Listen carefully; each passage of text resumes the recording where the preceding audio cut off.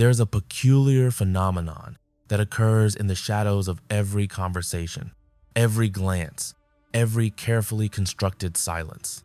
While most people believe influence requires force, declarations, or dramatic gestures, the most profound shifts in perception happen in the spaces between words, in the architecture of absence rather than presence. Consider this. The moment you stop trying to convince someone of your value is precisely when they begin to question why they ever doubted it. This inversion of effort and impact sits at the heart of what many have begun calling dark feminine psychology, though the term itself barely captures the sophistication of what we're actually discussing.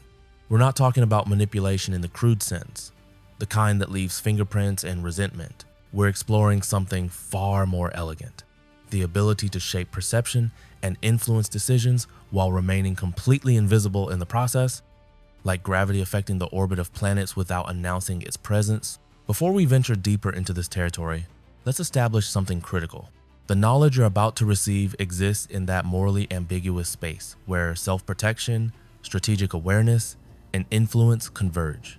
This isn't a manual for destroying others or wielding power without conscience. Rather, think of this as learning the language of a game that's already being played around you, whether you acknowledge it or not. Understanding these dynamics protects you from those who would use them against you and equips you with clarity about your own worth and boundaries. The difference between wisdom and weaponry lies entirely in intention and application. So as we proceed, I'm trusting you to use this framework for elevation, not devastation. Here's what I want you to do right now, before we continue. In the comments below, write a single word that represents the quality you most want to embody in your relationships. Perhaps it's sovereignty, clarity, magnetism, or discernment. Whatever word surfaces for you, claim it publicly. This small act of declaration shifts something internally, and I'll be reading through to see what resonates with this community. Now, let's dismantle the first illusion. Picture a woman sitting across from a man at dinner. She's attractive, intelligent, engaged in conversation, but something imperceptible is happening beneath the surface of their interaction. Every few minutes, when he makes a point he's particularly proud of, she goes subtly quiet. Not dismissive, not cold, just occupied with her wine, her thoughts, the ambient music. Then, when he shifts to a different topic, her attention floods back, warm and focused. He doesn't consciously register this pattern, but his mind does. Over the course of the evening, without ever being told, he learns which versions of himself receive her presence and which dissolve into the background of her awareness. This is intermittent reinforcement applied with surgical precision, and it functions below the threshold of conscious detection. The psychology here draws from the same principles that make gambling addictive. When rewards arrive on an unpredictable schedule, the brain becomes hypervigilant, constantly scanning for patterns that might secure the next dose of validation. Unlike consistent attention, which the mind quickly categorizes as reliable and therefore less exciting, sporadic reinforcement creates a low-level anxiety that masquerades as fascination. The person begins to self-monitor, adjusting their behavior to recreate the conditions that previously earned your focus. They don't realize they're doing this. From their perspective, they're simply finding the conversation more engaging, discovering common ground, becoming more themselves. In reality, you've created an invisible feedback loop that shapes their choices while preserving their illusion of autonomy. In practical terms, this means you never become the constant in someone's emotional landscape. If he texts you, sometimes you respond within minutes. Other times, hours pass before you reply with the same warmth and interest. If he invites you somewhere, occasionally you accept with enthusiasm. Other times you're already committed to something that clearly matters more. The key is randomness within a context of genuine appreciation. You're not playing hard to get, which is transparent and tiresome. You're simply someone with a full, compelling life that exists independently of his attention. The ethical boundary appears when you cross from having authentic priorities into deliberately creating anxiety for its own sake. Use this pattern to maintain your own center and value, not to destabilize someone else's mental health. Let's shift the lens to a different mechanism entirely. Imagine a scenario where a man expects you to explain yourself, to justify a decision, to defend a boundary you've set. The conventional response involves reasoning, evidence, emotional appeals, a whole performance of justification. But there's another path that operates on a fundamentally different frequency. You simply refuse to engage with the premise that you owe an explanation at all. Not rudely, not aggressively, but with the calm certainty of someone who has already closed the door on that particular negotiation. When pressed, you might offer something minimal. I've decided this doesn't work for me, or I'm not available for that conversation. And then you redirect, change the subject, or physically remove yourself from the situation. What happens in his mind is fascinating. The absence of justification creates a vacuum that his thoughts rush to fill. The human brain despises uncertainty and will generate explanations to resolve ambiguity, even when those explanations are purely speculative. By withholding your reasoning, you force him to construct narratives about your motivations. And here's the crucial part.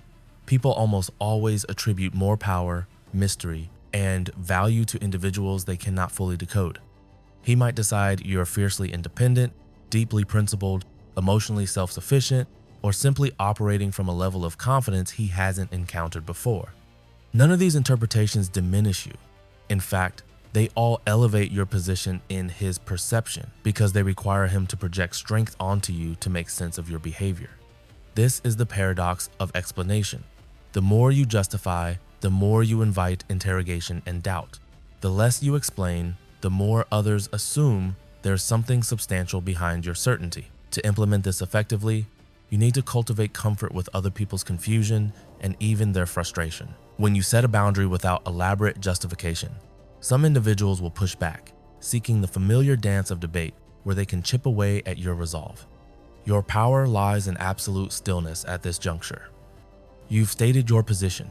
You're not angry about their resistance, not defensive, not engaged in proving anything. You're simply immovable, like a mountain that doesn't argue with the wind about its right to stand where it stands. The practical application might look like this. He asks why you won't attend an event with his friends. Instead of listing concerns or past experiences, you say, "I'm not comfortable with that yet." And then you ask him about something else entirely. If he circles back, you repeat the boundary with slight variation. "That doesn't feel right for me now." No elaboration, no apology, no door left open for negotiation. The ethical line here is transparency about your actual boundaries versus creating arbitrary obstacles just to test his persistence. Use this technique to honor your genuine needs, not to construct hoops for someone to jump through.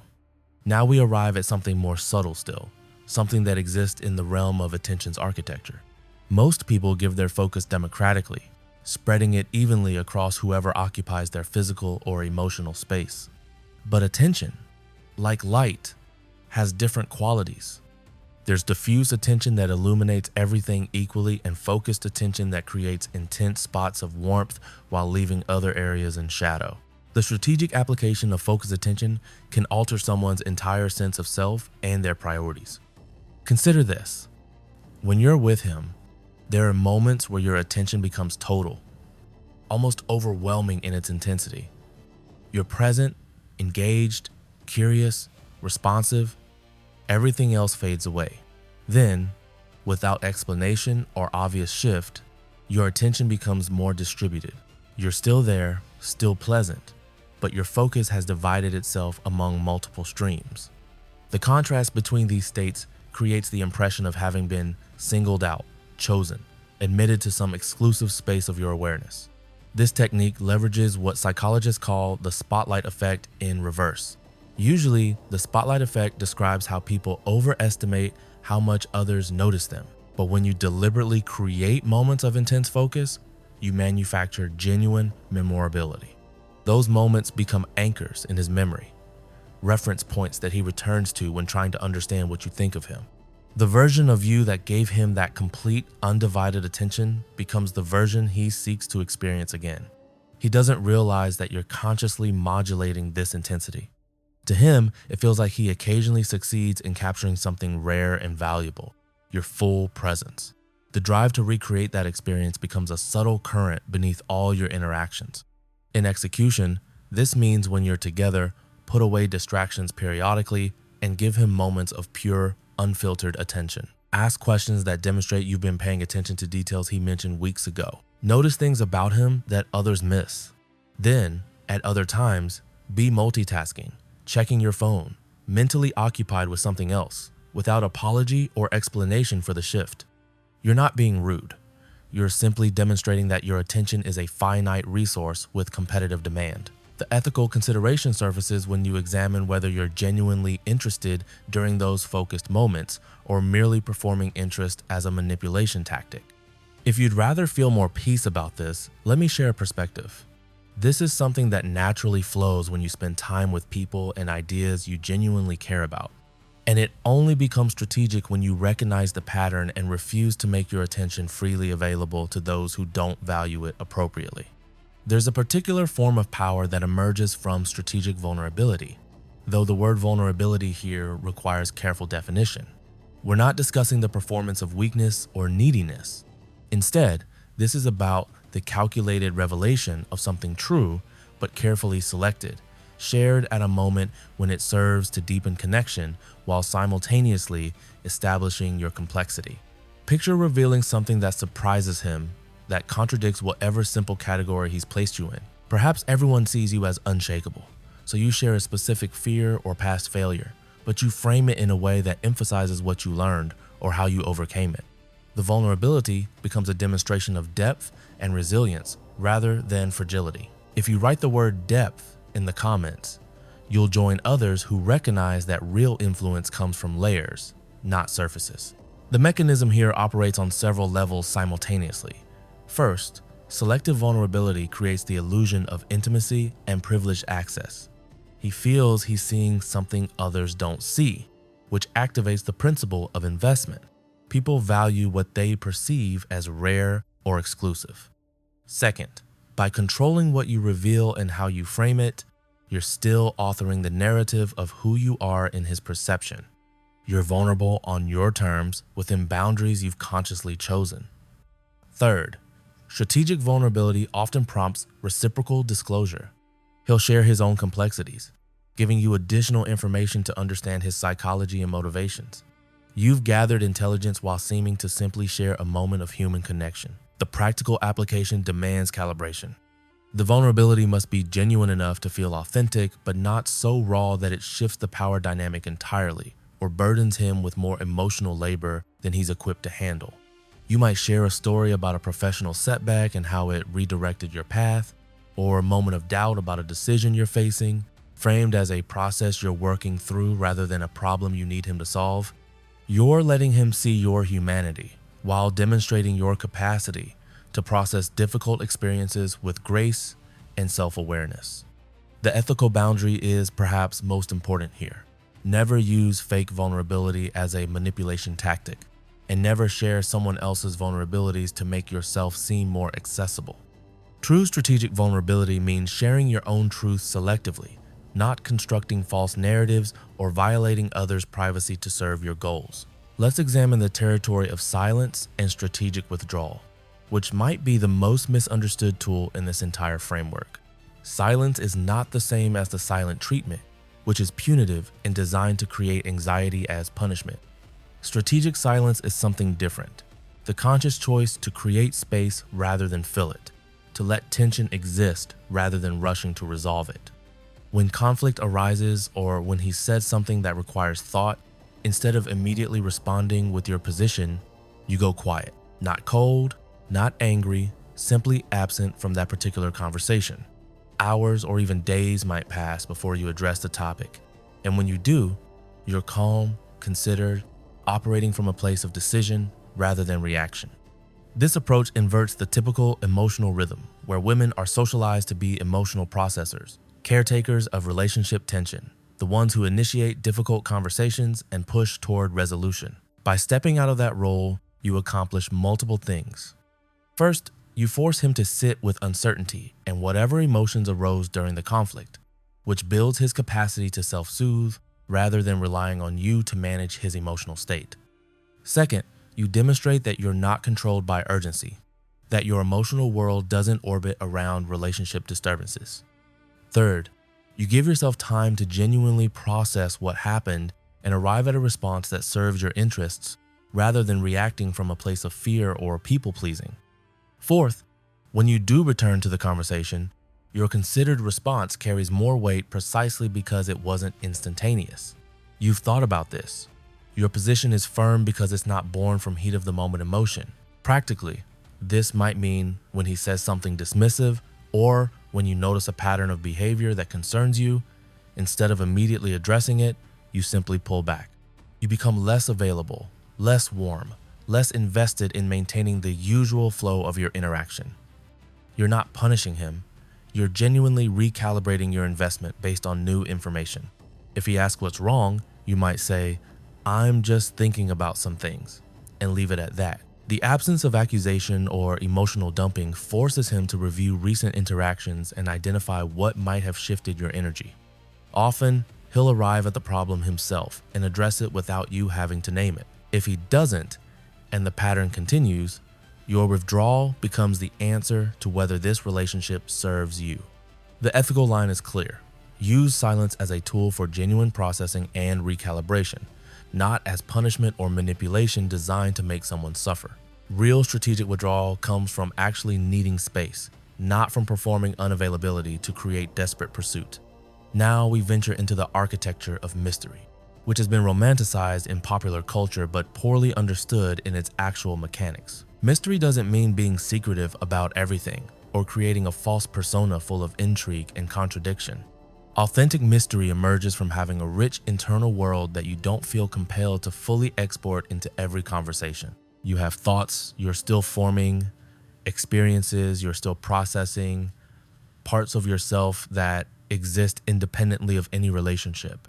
When he asks what you're thinking, sometimes you share, but other times you smile and say, "Just working through something," without elaboration. When he wants to know about your past, you offer selective anecdotes that reveal aspects of your character but leave entire chapters unread. You're not hiding, you're simply not volunteering everything. The psychology of mystery taps into the human drive for completion and understanding. We're pattern-seeking creatures who feel satisfied when we fully categorize something. By remaining partially undecoded, you prevent that satisfaction, which paradoxically increases his investment in trying to understand you. It's the narrative equivalent of a story that hasn't reached its conclusion. He keeps reading, keeps engaging, keeps investing attention because there's still more to discover. This is fundamentally different from being confusing or contradictory, which frustrates people and pushes them away. Mystery means being consistent in your core character while maintaining depth that can't be exhausted in a few conversations. To apply this effectively, become conscious of how much you volunteer about your inner life. When you're processing a decision, work through most of it internally or with trusted friends, rather than making him privy to every step of your deliberation. Share the conclusion, or share that you're thinking about something, but don't hand over the entire map of your consciousness. Have projects, interests, and relationships that exist independently of him and that you don't feel obligated to fully explain. If you go somewhere or do something interesting, you might mention it casually without providing a detailed narrative unless he specifically asks. You're training him to recognize that access to your world is something to be curious about, not something freely given in exhaustive detail. The ethical boundary involves honoring actual intimacy when it's been established. If you're in a committed relationship where vulnerability and transparency have been mutually agreed upon, deliberately withholding to maintain artificial mystery violates that agreement. But in the early and middle stages of knowing someone, or in contexts where boundaries need reinforcement, maintaining some mystery is both healthy and strategic. There's a particular kind of power that flows from being the less invested party, or at least from appearing to be. Investment creates leverage. The person who cares less about the outcome of an interaction holds more negotiating power because they can walk away more easily. But here's the nuance that most people miss. You don't have to actually care less. You simply have to manage the perception of your investment with more skill than he manages his. This means when you're excited about something he's planned, you express appreciation, but you don't gush. When you're disappointed, you note it calmly rather than dramatizing it. When you're hoping for a particular outcome, you hold that hope privately rather than making it his burden to deliver. You maintain emotional equilibrium not because you don't feel things deeply, but because you've developed the discipline to experience your emotions without broadcasting their full intensity. This principle relates to what economists call the principle of scarcity and value. Things that are abundant and easily accessible decrease in perceived value. Things that are rare or difficult to obtain increase in value. When you make your emotional availability, your time, your commitment, and your approval abundant and unconditional, they decrease in value. When you maintain standards for how you allocate these resources, they increase in value. He's not wondering if you'll be there regardless of how he acts. He's aware that your presence is contingent on his continuing to meet certain standards. This awareness, even if it remains largely unconscious, shapes his behavior. He becomes more thoughtful, more intentional, more invested in maintaining access to what you offer. In practice, this looks like having a full life that genuinely competes for your attention. You have friendships that nourish you, projects that excite you, goals that motivate you beyond any relationship. When opportunities arise to spend time with him, you evaluate them against other possibilities rather than automatically making him the priority. Sometimes you choose him, sometimes you choose something else. You're pleased when things go well between you, but you're not devastated when they don't because your emotional stability isn't entirely dependent on his actions. You notice his patterns and behaviors, and you adjust your investment accordingly. If he's inconsistent, you become less available. If he's thoughtful and present, you match that energy. The ethical boundary is maintaining genuine self-respect and authentic priorities versus performing disinterest as a manipulation strategy. The goal is to actually be someone with options and standards, not to fake having them while desperately hoping he doesn't call your bluff. Let me introduce one final element that ties all of these principles together: the concept of being the narrator of your own story rather than a character in his. Most people unconsciously accept the narrative frame that others impose on them. If he sees you as someone who will always be available, you accept that role. If he categorizes you as a certain type, you either fight against it or embody it. Either way, you're operating within his framework. But what happens when you simply refuse the entire structure? You don't argue with his perception of you. You don't try to correct it. You simply continue being who you are with such consistency and self-possession that his narrative becomes obviously inadequate to capture you. You're not playing the character he's written for you, and you're not aggressively rejecting it. You're just existing in your own story where he's a supporting character rather than the protagonist. This shift in narrative positioning is perhaps the most profound psychological move in this entire framework.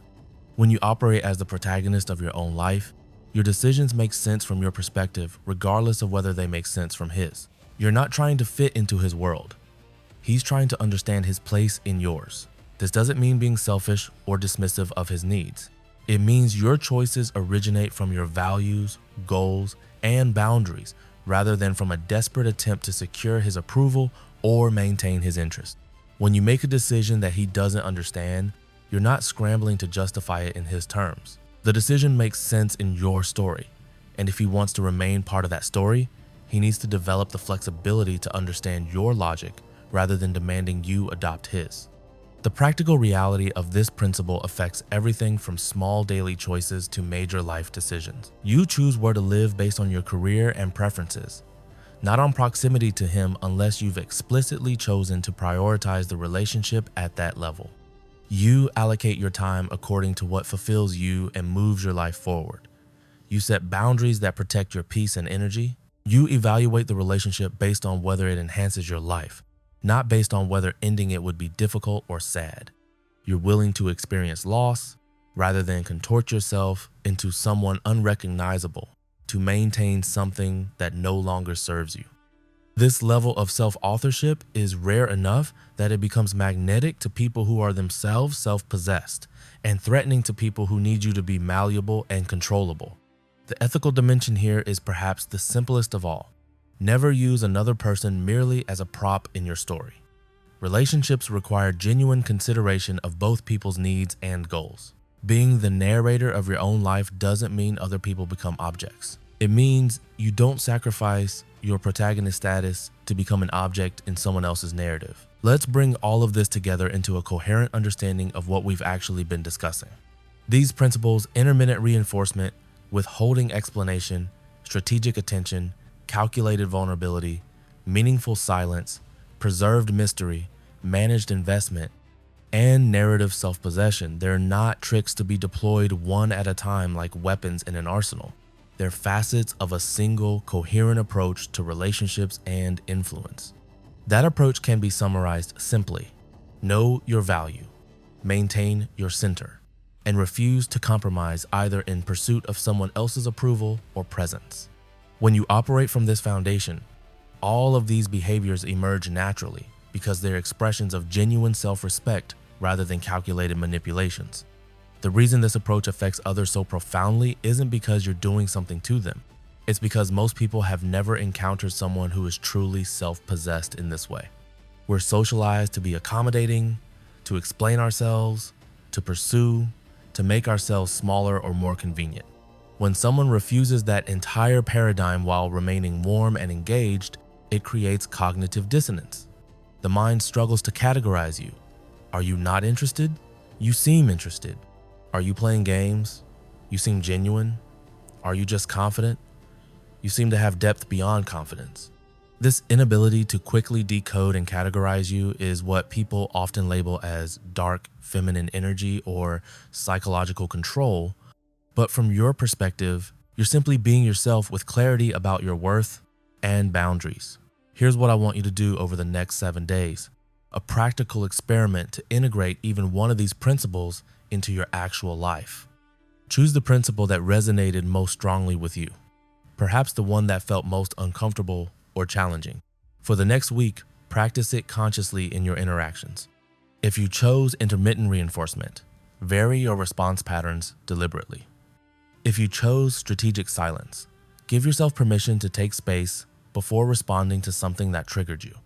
If you chose mystery, practice keeping some of your thoughts and experiences private rather than volunteering everything. Pay attention to what shifts, both in others' behavior toward you and in your own sense of self-possession.